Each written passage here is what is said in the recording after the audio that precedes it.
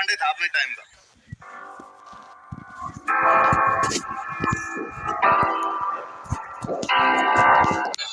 देखो मैं कल जब आपको कहानी बता रहा था तो मैंने कहा था इसका छोटा सा पार्ट रह गया, बताया था ना मैंने। तो ये सुनेंगे तो अपने ये किताबें याद करने में आसानी रहेगी कि भाई उमादे मालदेव से नाराज होकर अजमेर जाते हैं, अजमेर से जोधपुर के पास वाले गांव में कुछ दिन तक रहते हैं, फिर यहाँ से चले जाते हैं केलवार। मालदेव की मृत्यु के बाद में केलवार में उनके साथ में क्या हो जाते हैं, ये बात पड़ी थी।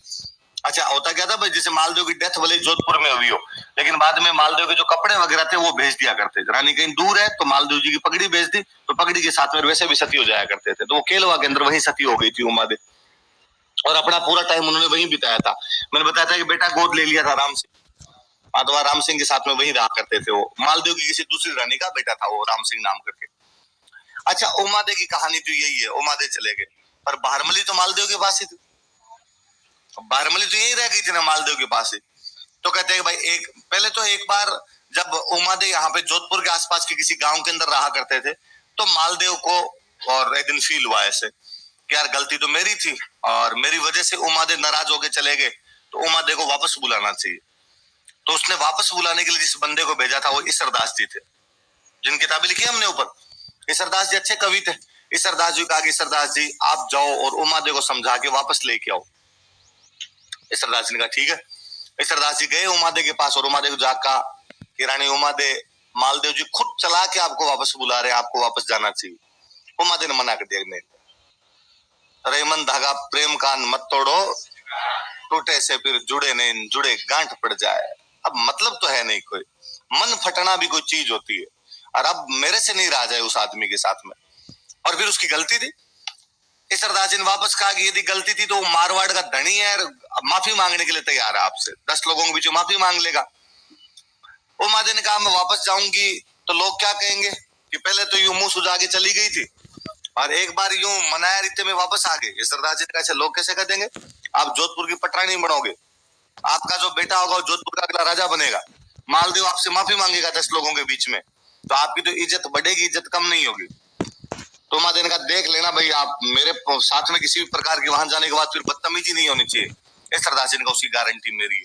तो ईसरदास जी एक बार राजी करके उमादे को वापस जोधपुर की तरफ लेके आते हैं। ये बाकी रानियों को पता चला कि उमादे वापस आ रही है। बाकी रानियां जानती थी कि उमादे आएगी तो पटरानी बनेगी, और उमादे पटरानी बनेगी तो अपनी चवन्नी बंद है, फिर अपने को कौन पूछेगा यहाँ पे।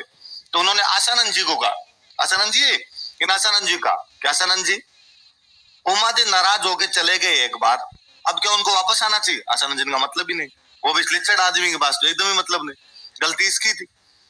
तो उमादे तो आज आ रही है, आसानंद जी का मैं देखता हूँ ऐसे कैसे आ जाएगी। और आसानंद जी जोधपुर के बाहर जाके खड़े हो गए, और जैसे ही वो उमादे की पालकियां नजदीक आई, आसानंद जी ने जोर जोर से दोहे बोलने शुरू किए कि मान रखे तो पीऊ तज, पीऊ रखे तज मान, दो दो गेंद ने बंधु एक एक खंबू थान। मान रखे तो पीऊ तज, पीऊ का मतलब है पति, पीऊ का मतलब क्या है, मान मतलब इज्जत, मान रखे मतलब इज्जत चाहिए, इज्जत रखनी है, तो पीऊ तज पति को छोड़ना पड़ेगा। ये जो तुम्हें अभी इतनी इज्जत मिल रही है, लोग बातें करते हैं कि साहब उमादे महानतम महिला है, क्यों? क्योंकि उसने मालदेव की गलती पर मालदेव जैसे इतने बड़े राजा को छोड़ दिया। उसने 9 कुंटी मारवाड़ का जो राज्य सुख वैभव जो मिल सकते थे मारवाड़, वो सारे त्याग दिए। उसे लगा कि मेरी इज्जत प्यारी है, मेरा पति ऐसा काम नहीं कर सकता, और यदि मेरा पति ऐसा काम करता है तो मैं उस पति के साथ में नहीं रहूंगी। ये आज इज्जत मिली हुई है क्योंकि आपने पति को छोड़ दिया है। पीऊ रखे तजमान, पर यदि पति को रखोगे तो फिर ये इज्जत दोनों में से एक चीज मिल सकती है, या तो पति मिल सकता है या क्या मिल सकती है, दो दो गेंद ने बंधु, गेंद मतलब होता है हाथी, गेंद मतलब क्या होता है, दो हाथियों को नहीं बांध सकते, एक एक खंबू ठाण, एक ही जगह पे दो हाथी एक जगह पे बंधेंगे तो आपस में लड़ेंगे। तो आप भी दो चीजों को एक साथ नहीं रख सकते, या तो पति रख सकते हो या क्या रख सकते हो, इज्जत। पति चाहिए तो फिर ये इज्जत नहीं मिलेगी, अब इज्जत मिली हुई है तो फिर आपको पति भी नहीं मिलेगा। उमादे को झाड़ झाड़ उठी दुआ सुनने के बाद भी, उमादे वापस चली गई थी, फिर उसके बाद वापस आई नहीं थी कभी उमादे। तो उमादे को वापस भेजने वाला कोई बंदा था, तो वो कौन थे, कौन थे, आसानंद जी। अब उमादे तो चले गए यहाँ से, बारमली मालदेव के पास थी। एक दिन को जैसलमेर की साइड में बिजली चमके और बारमली एक टक उधर देखे, तो मालदेव जी ने पूछा कि भाई पीहर की याद आ रही है क्या, और बारमली रोई। और बारमली ने कहा भाई पीहर किसको याद नहीं आए, मैं वहां खेली कूदी, बचपन मेरा वहीं बीता पूरा, पर अब मैं किस मुंह से जैसलमेर जाऊं? मालदेव जी ने कहा क्यों? तो कहा मैं जैसलमेर जाऊंगी तो जैसलमेर राज परिवार वाले क्या कहेंगे, मैं हमारी बेटी का घर उजाड़ के आई है और मेरे को 4 बातें सुनाएंगे। मालदेव जी ने कहा इतनी औकात उनकी, तू जा कल। भारमली को भेजा, साथ में लेटर लिख के भेजा कि यदि भारमली के साथ किसी भी प्रकार की बदतमीजी हुई मैं आक्रमण कर दूंगा। जैसलमेर वालों की क्या औकात यार, मालदेव के खिलाफ कुछ बोले। अब भारमली वहां जाके आराम से जैसलमेर में रहे। वहां जो जैसलमेर का राजकुमार था वो शादीशुदा था, उसके 3 रानियां थी ऑलरेडी, पर भारमली सुंदर थी।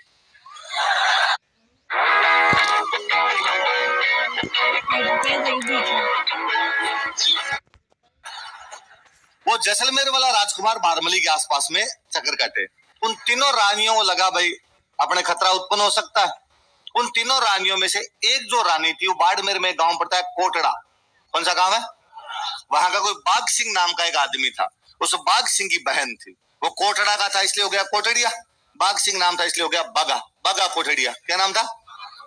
वो डाकू टाइप का आदमी था, इधर उधर से अमीरों को लूटता, गरीबों में धन बांट दिया करता, मस्त मौला रॉबिन हुड चुलबुल पांडे था अपने टाइम का।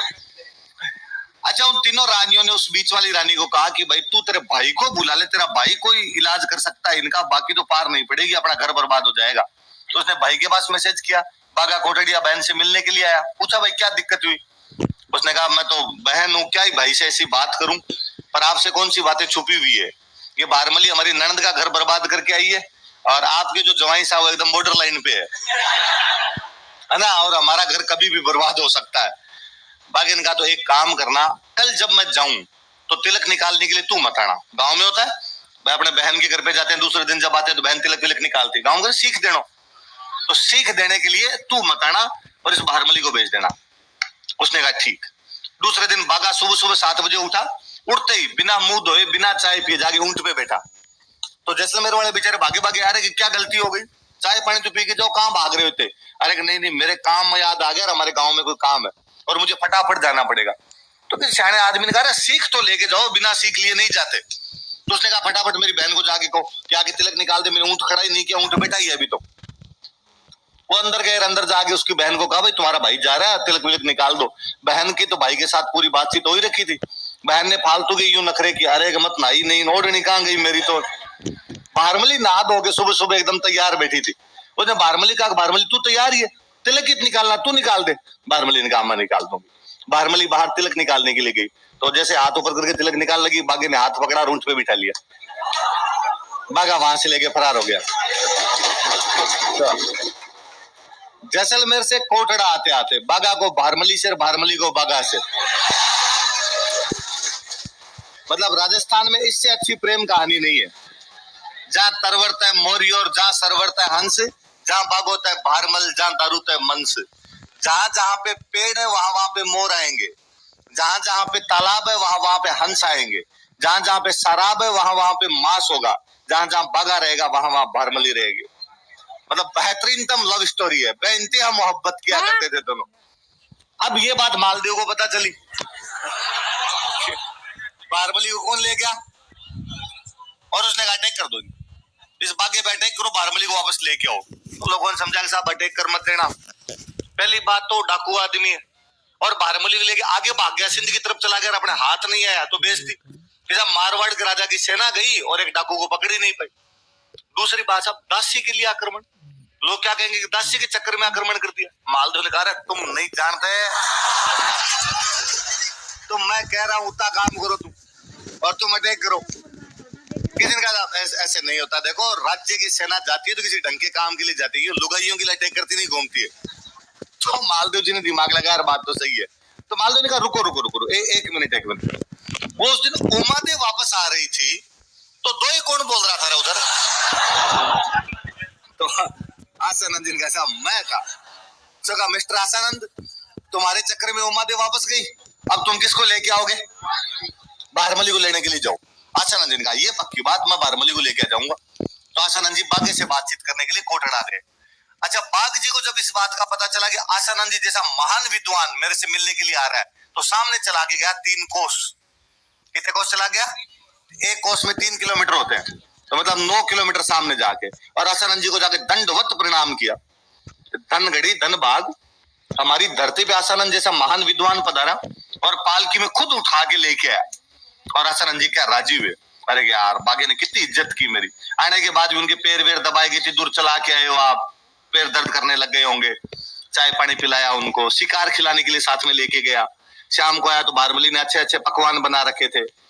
आशानंद जी ने जब देखा कि बागा और भारमली दोनों मेरी कितनी सेवा करते हैं, उन्होंने जब देखा कि भारमली बागा से बागा भारमली से कितना ज्यादा प्यार करता है, आशानंद जी वहीं रह गए, वापस गए नहीं। फाइनली फाइनली जब बागा मरा था तो भारमली उसके साथ में सती होती है और आशानंद जी पागल हो गए थे। आशानंद जी जगह जगह बागा बागा करते घूमते। अच्छा, अपने मारवाड़ से उधर आके रियासत लगती अमरकोट। अमरकोट के कोई राणा जी थे और उनको इस बात का पता चला भाई आसानंद जी आजकल पागल हो गए हैं और इधर उधर घूमते रहते। लोगों ने कहा साहब कपड़े नहीं उस आदमी के शरीर पर, अब इतनी पागल अवस्था है और महान विद्वान है, आपको ध्यान रखना चाहिए उनका थोड़ा। तो अमरकोट राणा जी ने उनको अपने पास बुला लिया और अमरकोट राणा जी पूरा ध्यान रखे, आसानंद जी को पास में बिठा के रखे, हर बात में उनसे पूछ पूछ के काम करे, अपने साथ रखे, साथ खाना खिलाए, साथ शिकार के लिए लेके जाए। पर आसानंद जी एक ही बात करे, थोड़ी देर हो जाएगी बागा बागा, बागे ने ये किया, बागे ने वो किया। तो अमरकोट राणा जी को एक दिन यूं ईगो प्रॉब्लम तो हो गई आदमी को, और उन्होंने कहा यार बागा था तो एक डाकू ही, इधर उधर डाके मारता घूमता था, मैं राणा हूं यार यहाँ का, और आप क्या उसकी उसकी बातें करते रहते हो, मेरे सामने क्या था। आसानंद जी ने उसकी तरफ देख के कहा तुम बागे के पैर की जुत्ती नहीं है, बागा बागा था साहब। तो उसने कहा इसका मतलब आप बागे का नाम लेना पूरे जीवन बंद नहीं करोगे कि ना, जब तक है जान तब तक तो बागे का नाम ऐसे ही लिया जाएगा। तो उसने आसानंद जी के पोते को बुलाया और पोते को बुलाकर तेरा दादाजी एक पूरी रात और बागे का नाम नहीं ले तो हर 1 घंटे पे 1 लाख सोने के सिक्के दूंगा। पोते की इकोनॉमी पड़ी हुई थी, पोते ने दिमाग लगाया कि रात में 7-8 घंटे तो आराम से होता, 7-8 लाख सोने के सिक्के मिलेंगे, 7-8 पीढ़ियां तिर जाएगी अपने। और उसने अपने दादाजी को जाकर दादाजी प्लीज फॉर नेक्स्ट 7 जनरेशंस है ना, ये इतना काम कर दो कि आपके कोई फर्क नहीं पड़ेगा। आसानंद जी ने कहा देख बेटे मैं बिना बागे के नाम के नहीं रह सकता, फिर भी तू इतना ज्यादा फोर्स कर रहा है तो आई विल ट्राई। शाम को बिठाया भाई आपका समय शुरू होता है, अब से आपको बागे का नाम नहीं लेना है। तो आसानंद जी को लगा बागे का नाम तो आ जाएगा अपने, तो आसानंद जी राम राम राम राम राम राम बोलना शुरू कर दिया। राम जी का नाम लेके दूसरा नाम दिमाग में आएगा नहीं, पर डोकरे से 10 मिनट राम जी का नाम लिया गया। फिर जोर जोर से बोलने शुरू किए कि बागा आओ बड़े घर कोटड़ा तू धनी, जासी फूल झड़े पर बास न जासी बाग जी। हे बागा फूल झड़ जाता है लेकिन उसकी सुगंध नहीं जाती, तू मर गया लेकिन तेरी याद मेरे दिल से ठोड़ ठोड़ पग दौड़ करसा पेट रहे कारणे, रात दिवस राठौड़ बिसरा नहीं बाग जी। कि पेट भरने के लिए आदमी कहीं कमाई कर लेगा, हे बागा राठौड़ पेट भरने के लिए तेरे को कैसे भूला जा सकता है, चंद रुपयों के लिए आसानंद तेरे को कैसे भूल सकता है। पोते ने कहा फिर याद ही कर लो, क्या कर सकते हो। तो आसानंद जी ने एक तो उमादे पे किताब लिखी थी, एक बागा बारमली पे लिखी थी। उमादे को वापस भेजा था तो उमादे पे लिखी, साथ में किसके रहते थे तो बागा बारमली पे लिखी। तो लिख लो,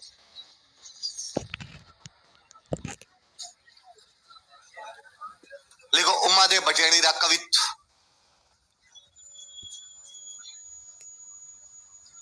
इनको वापस भेज दिया था ना उसने,